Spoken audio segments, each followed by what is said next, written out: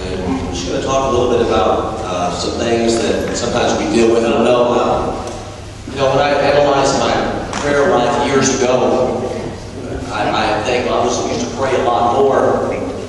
But a lot of the prayers I prayed had a lot of fear in them and a lot of doubt.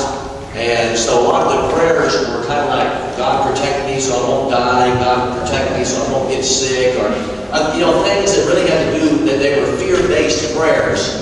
And whatever it was, praying for my family, for my kids, help them not to do whatever. And so I don't know if the other day we were talking about, I think just yesterday we were talking about pacifiers. And I know many of us in this room are probably too old to remember if we had a pacifier, but my oldest daughter, she had a pacifier for quite a while before she gave it up because she just felt it brought security to her comfort, felt protected by whatever it was. I remember blindness with the blanket. Some of you, maybe you had a blanket, a little bear. You had something that you really felt like, as you get older, sometimes we still have things like that. They're just a little different. We don't have pacifiers or bears as adults, but we may have something that we are holding on to that maybe we really shouldn't be holding on to. One of those things could be doubt, and believe that or not. So this morning I'm going to encourage you, don't doubt. And we're just going to talk a little bit about what it is and try to recognize it more in our lives. Sometimes we're all going to have an element of doubt, and that's just because we're human. And we deal with it, and we go forward with it. The enemy's going to plant seeds of doubt in all of our lives from time to time. That's just what happens. The deadly, dark, dangerous disposition of doubt, negativity, and complaining, all three of these. Just to kind of define them as we begin, doubt is basically unbelief or fear. Negativity is not hopeful and denial, focusing on the bad, the pessimistic.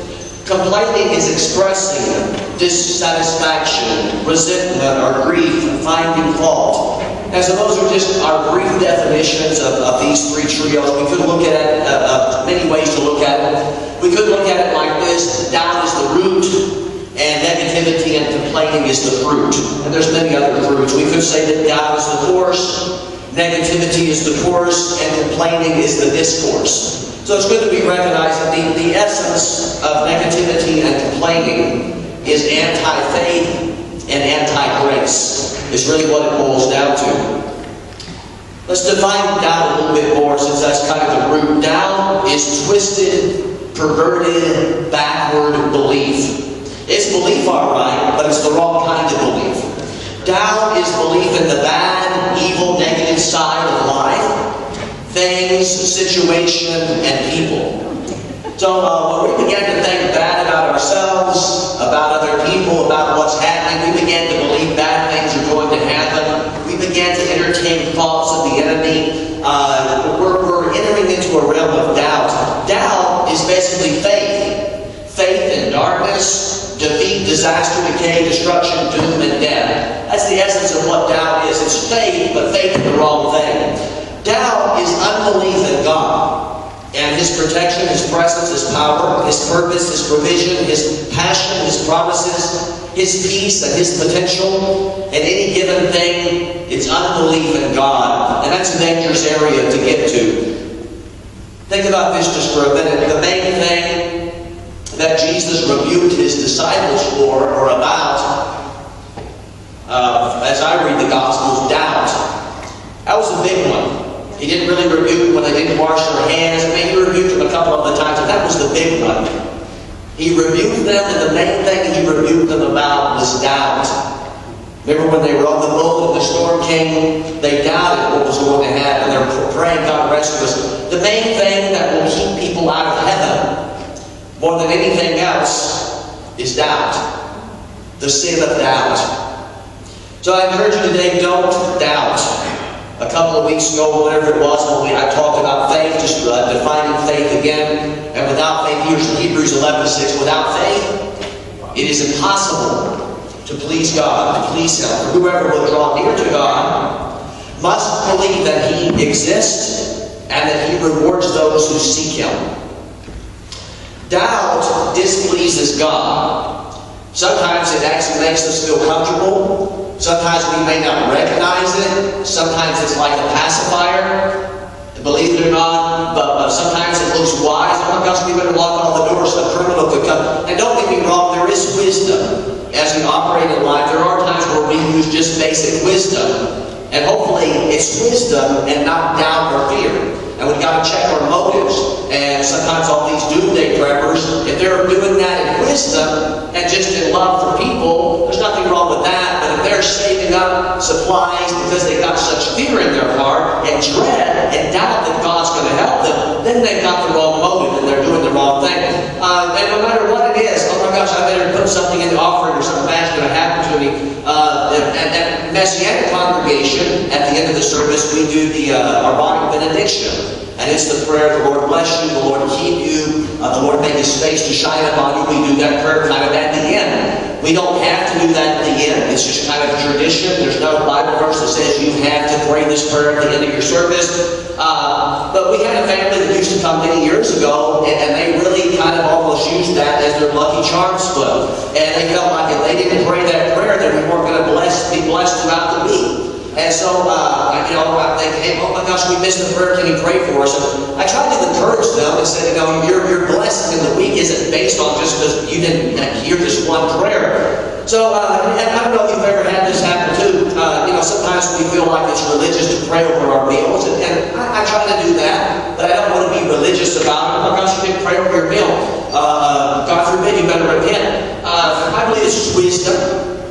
But thinking that, oh my gosh, unless I pray, it may not be good or something could happen to me, getting into that fear mode. And again, oh my gosh, we didn't pray for our trip, something bad could happen.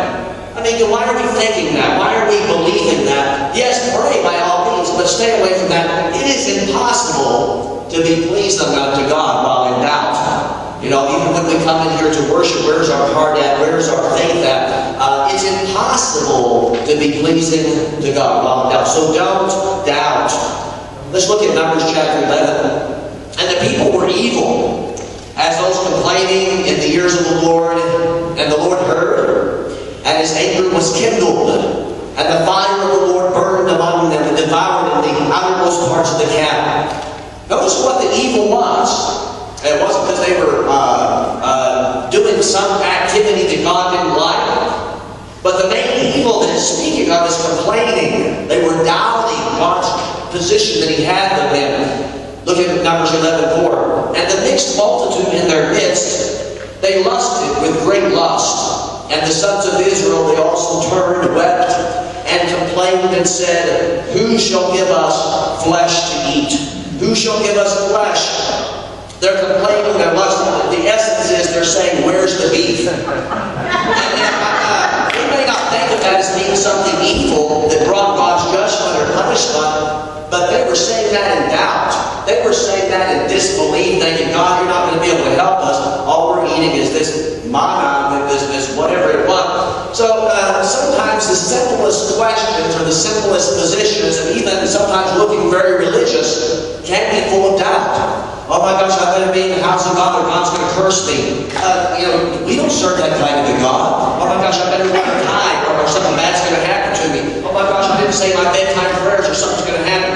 In other words, yes, do all those things if you want to, but don't operate in the spirit of fear and doubt. And it can be dangerous. I don't know if you remember this many years ago. I just thought about this as we're asking where's the beef. You remember that old commercial back in the 80s where they had this big fluffy bun, and the one lady just continues to repeat, where's the beef? Where's the beef? There was a couple of commercials like that, and I mean, it was funny at the time, and where in the world's the beef at? Of course, think about this, that they doubted God's ability to help them beyond their current circumstance. Now, they didn't like their circumstance, and that's okay. You don't have to like their hamburger or whatever it may be.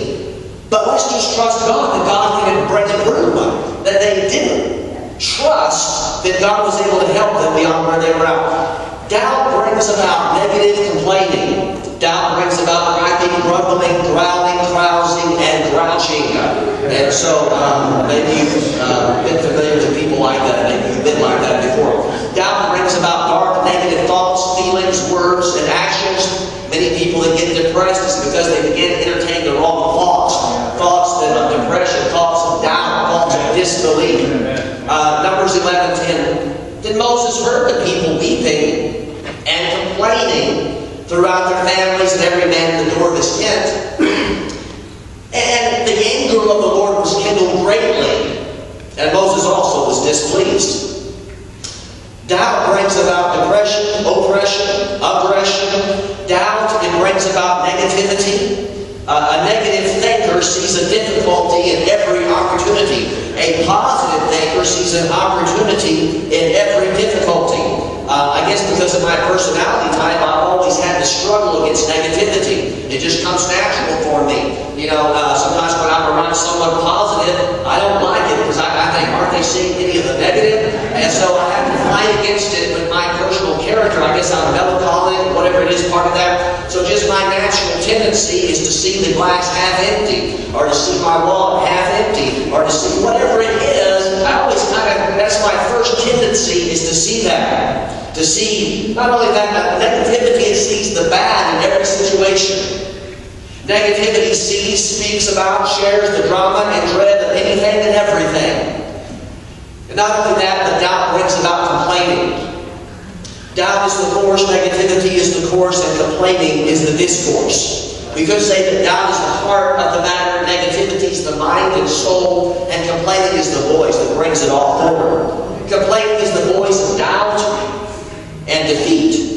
Complaining is the voice of flesh and failure, and it doesn't please God. Just this thought will throw at you. No matter what, no matter how full your glass looks, always see, believe, and perceive the hand, hope, and help of the Holy Lord God Almighty. I don't care how bad it looks. Don't doubt that He's there and that He's going to be able to help you. Don't doubt, more than anything else. Look here at the voice of this one. There are many scriptures, but I just want to share a couple of them with you briefly. Philippians 2:4. Do all things without complaining and disputing. Well, that could be impossible. Why did He say to do that for? Well, He did. 1 Corinthians 10:10. Nor complain, as some of them also complained and were destroyed by the destroyer. I mean, complaining brought about some judgment. It wasn't good. To complain is to bring up something bad or negative without any hope, help, mercy, grace, love, faith, or trust to make things better. In other words, sometimes it's okay maybe to bring up something negative that we want to deal with, but when we're bringing it up without any hope, without any faith, you know, I've got this issue. Don't speak negative. There's a balance to it. Oh, this kid's got a real issue here. Let's just trust God. No, it's okay to confront it. It's okay to talk about it. But at the same time, let's get faith involved and know that that's... Remember when Miriam got upset with her brother? She was kind of complaining about Moses. She kind of lost faith in maybe his leadership, maybe his role as a husband. I don't know what all exactly the specifics were. But we know the result. She got leper. She got leprosy. The judgment came upon her because she either doubted his judgment, she got clouded with her feelings, whatever it might have been, and she reacted. She began to complain. To complain is to verbalize doubt, negativity, and negative outcome. I don't know if any of you have ever complained before. We probably all have from time to time. To complain is to compromise prayer and faith. And again, sometimes, yes, we may not like things, and it's okay to verbalize that. But make sure that faith is involved. Don't get in a spirit of unbelief. If you have not prayed about something, then we don't have the right to complain about it. And I know this is not a touchy feeling. Oh yeah, this is more like an oh me, oh my, amen, or oh my sermon. If you haven't prayed about something, then you've got absolutely no right to complain about it. If you have prayed about it, then you don't have the right to complain about it. Because we're actually instructed to pray, trust God, thank God, and to believe God for results. I guess I might as well go there. I hate to tell you this, but the truth is, we never really have the right to complain, because we are told, commanded, instructed, and directed in the Scriptures not to complain, but to rejoice. Even when we don't feel like. Don't doubt, but believe. It's something we have to put to practice and fight the spirit of doubt. I'm going to transition here just for a moment because I believe balance is important in what we're doing. And I think about Paul and all the things Paul went through. 2 Corinthians 12:7. Unless I should be exalted above measure by the abundance of revelations, a thorn in the flesh times trouble me, lest I be exalted above measure. Now concerning this thing, I pleaded, begged with the Lord 3 times that it might depart from me. And he said to me, my grace is sufficient for you, for my strength is made perfect in weakness.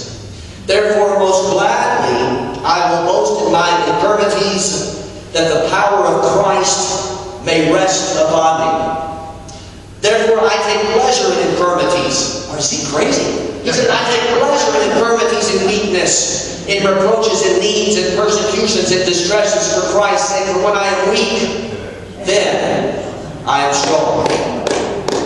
I was working here in town a long time ago, and I was working with this particular gentleman, and I just didn't really like him, you know. I didn't like his personality. It wasn't like mine. I wasn't against him. I didn't like his conversation. And so sometimes I just had attitude in my heart. I didn't really verbalize it, but it was there. And there was a couple of times at work where I felt like that, I don't know how it happened, but I got sick. And I wasn't feeling good at all. And I tell you what, one of the things that did to me, though, it really brought a dose of humility. And as I was there working with this guy, I felt totally different working with him. Because I felt more, I don't know how to describe my feelings in it, but it actually was a good thing. Because I felt like through that weakness, God broke down a lot of that pride or whatever it was that I was dealing with in my heart. You know, Paul was dealing with something, and I'm not going to go into what it was exactly. I mean, what exactly was Paul's thorn in the flesh? Well, we can go on and on. But I'll just say this, it was something that God either gave to him or allowed him to have to benefit, to help him. It was something that Paul did not like or want, and it was something that Paul begged to be removed. And again, I'm not going to say one way or the other what it was, and that's not really the point of what I'm bringing this up. But just think about that. Paul had something in his life that was there by divine intervention. That's just a few thoughts. What exactly was Paul's thorn? Well, maybe it was continuous persecution, some bad physical condition, financial problems, some kind of continuous temptation, some mental or emotional disorder, maybe the fleas, roaches, bed bugs. I don't know. But regardless of what Paul's thorn in the flesh was, it was there to stay, and it was there to help him. It was there to stay, as far as we know. I don't know if it was there for a season, but it was there for his benefit. And he actually saw the benefit of it, and he embraced it, and he liked it. There may be things in your life, and I'm sure that there are, things that you have complained about, but just maybe they are divinely there for your benefit and blessing. You know, I believe in healing, I believe in miracles, and I look at some people, I look at things that have happened to them. I look at, I read the Azusa Street Revival book about people that were miraculously healed and things, and I believe that. But I also read stories about people that were in a tragic accident and they lost their arm or whatever happened, and later they said it was the best thing that ever happened to me. They said it changed my life for the glory. They said they wouldn't change it for the world. So they said, well, if you could go back and wish that never happened to you, they'd say, actually, no. I believe this was by the, you know. So I also look at that side of things, too. I look at people that were transformed by tragedy, and they embraced it because it brought their lives closer to God. And again, I believe God's in the healing business, absolutely. Now, there may be things in your life that you may not like or want. And it does not mean that you do not have faith or trust in God. Paul had faith. God worked miracles through Paul. He had prayed several times. And it wasn't going to be removed. God had it there for a reason. There may be times in our lives where we're not doubting. We're trusting God, but there's something there, and it's there for a purpose. We need to ask God, is this something I need to rebuke? Is this the devil? Is this something you have right now that you're wanting to use? Is this a blessing in disguise that I need to embrace and I need to see its purpose? There may be things in your life that you dislike and detest, but they may be the biggest blessings and the best things that you have ever had. You know, I think about Abraham. Whenever his wife was captured by Pharaoh and later captured by King Abimelech, and as a result of these misfortunes, God blessed him in both situations. They gave him all kinds of stuff as a result of it. I don't know if you've ever been blessed as a result of some mishap. You know, Paul said that he took pleasure in his weakness and his distress. I just want to talk about a little story here today. I don't know if you like hamburgers. You know, I don't know who invented the hamburgers, but I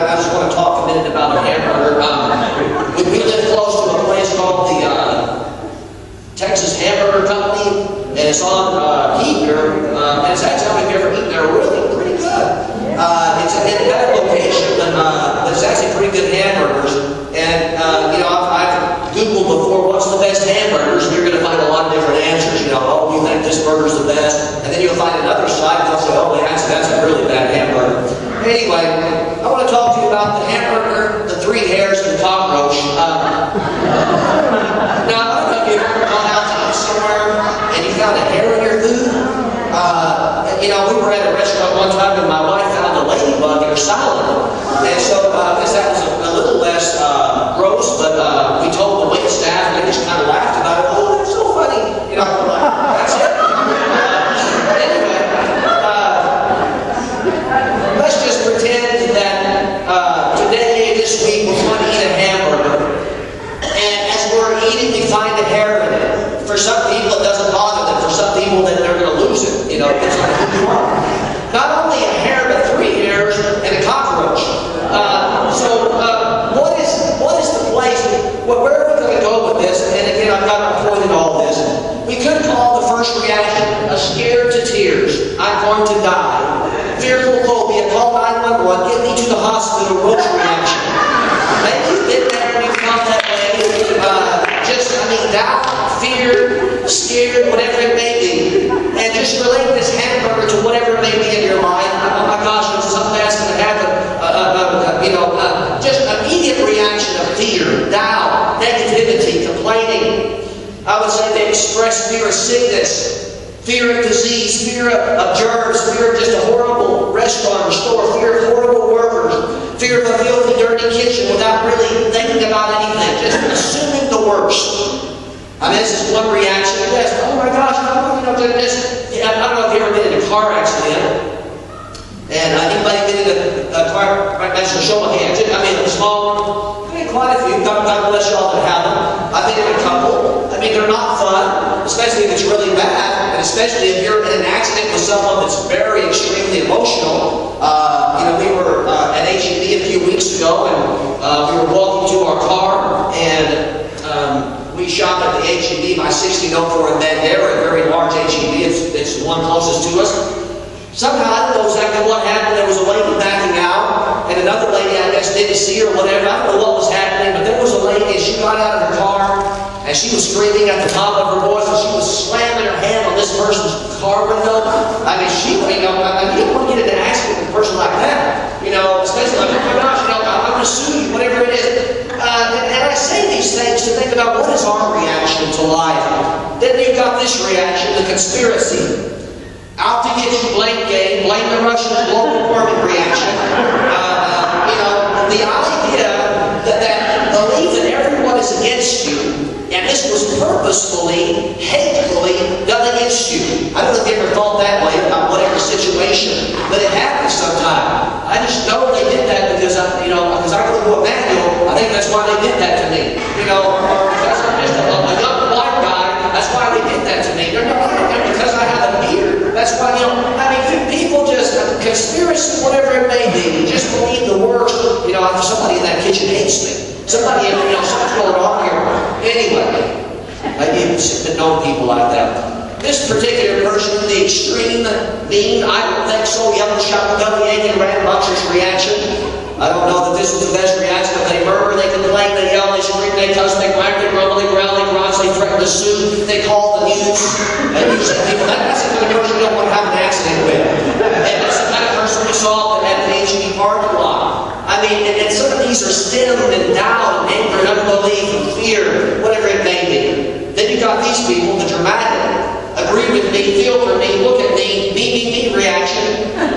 They take pictures and quickly post to social media. And then they text and call as many people as possible. And they share the drama. Oh my gosh, And so it's more they kind of take the situation and they focus on themselves, wanting sympathy, wanting whatever it may be. Anyway, you may be feeling people like that.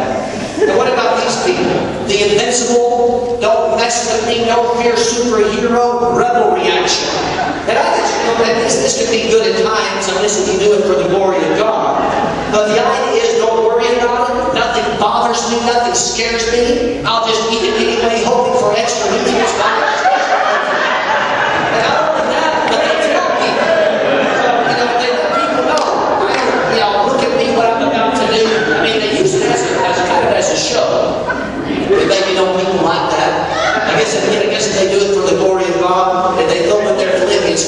13, you know. You got it, brother. What about these people? The suffering servant, suffering for God, persecuted, humble, holy, martyr, sinner, self-righteous reaction. And so they discreetly remove and dispose the foreign objects in their hamburger. They don't say a word to anyone. And they eat it with thanks for suffering for God, to be able to suffer for the kingdom. They feel like everything is suffering for God. That's what it is. And I believe that sometimes that does happen, but not in every situation. Oh, I'm just suffering for God. Well, ask God. You may be suffering for nothing. But what about these people? Pass the buck, let someone else deal with it. Reach out and touch someone's reaction. So you express your non-appetite, and you generously offer the food to someone else to deal with. I just feel like I want to bless you that I didn't give you this food. You give the problem to someone else. You don't trust God for an outcome. This is what I would call, though, and again, I guess in any situation, we don't know exactly how we're going to react, but I encourage you, don't doubt, don't pout, don't complain, don't disdain. Look for positives. Believe for the best. React in righteousness, if you can. In love, and in gentleness and kindness, tell the manager, express grace, mercy, faith in the situation. I mean, there's a lot of ways to react, but to me, this feels like one of the best ways. I mean, don't necessarily hide it. Tell them. But how you tell them is important. I mean, I don't know if you've ever been in the restaurant business. I know as a teenager, I worked for Sonic Driving for over 5 years, and I worked my way up. And it's a rough business. I feel for some of these people because they deal with a lot of rude customers. I guess anybody in retail, I mean, I see it happen all the time. I just like cringe sometimes how ugly people get. And how they operate. So don't doubt, don't pout, don't complain, don't disdain, don't be negative, but look for positives and believe for the best. And I want you to think about this. I don't care what kind of hamburger you have and what you find in your burger. God is still good. And God is still great. God is strong. God is love. Don't think somebody's out to get me. I encourage you to do this. Don't doubt. Don't doubt, but believe for the very best. In any situation, in any predicament, believe for the best. Don't enter into a spirit of fear or doubt. Oh, because that happens even to people that have been born again a long time. It can happen. Okay, people are coming to pray. Oh gosh, here we go again. People line me up for prayer. Even in the midnight, I don't think anything's going to happen. A person getting prayed for. I mean, we can be sitting there in doubt. I'm going to lift my hands so I don't feel like I'm left out. I don't think that's going to happen. We can look religious on the outside, but inside there may be just this doubt, negativity, and so fight against that. Yeah, the anointing's not here today. Oh well, I should have stayed home in bed. It's a cold, rainy day. The enemy's going to plant thoughts. Your carnal mind's going to plant thoughts. We need to operate in just this faith that knows that God is there for our best interest. And even when it doesn't look so, it's still for your best interest. Even when it's a thorn in the flesh, it's still for your good and for your benefit and for the glory of God, for the glory of the kingdom. And so ask God to show you, God, is this meant to be in my life? Is this a blessing, or is it a blessing in disguise, something that I don't want and I don't like? Remember Yeshua, Jesus? Father, if it be your will, let this cup pass from me. But nevertheless, your will be done. He prayed that several times, with passion, with just heart. If it be your will, let this pass from me. And so we need to pray that way. God, I don't like this, whatever this is in my life, and if it's your will, let it pass. But for whatever reason, if this needs to be, then I'm ready to embrace it. Paul prayed 3 times. It says he begged, he pleaded, and then God spoke to him. Listen for the voice of God. And God, speak to me about this situation. You may have to believe a long time. God may be saying, wait. He may be saying, yes, but not yet. Yes, absolutely, but not right this second. In my time. Amen. Don't doubt God. Amen. I wanted to go through this quickly, and I apologize if I went through it too quickly. But I want you to recognize doubt if it creeps upon you. And fight against it. Fight the good fight of faith. Amen. Doubt displeases God. And so no matter how religious it looks, recognize it and deal with it and tell it to go where it needs to go. And ask God to help you. Help my unbelief, God. Help me to trust in you. Help me not to doubt no matter what it may be. You know, if we feed our minds with a lot of negative things, it builds that doubt sometimes. And so be careful what you're feeding yourself. Be careful what kind of things you're allowing into your mind, because if it's the wrong things, you're feeding doubt. And doubt will grow stronger. But if you're feeding your faith will grow stronger as you feed it. And again, stay away from doubt. Why don't we all stand and let's get ready to close out.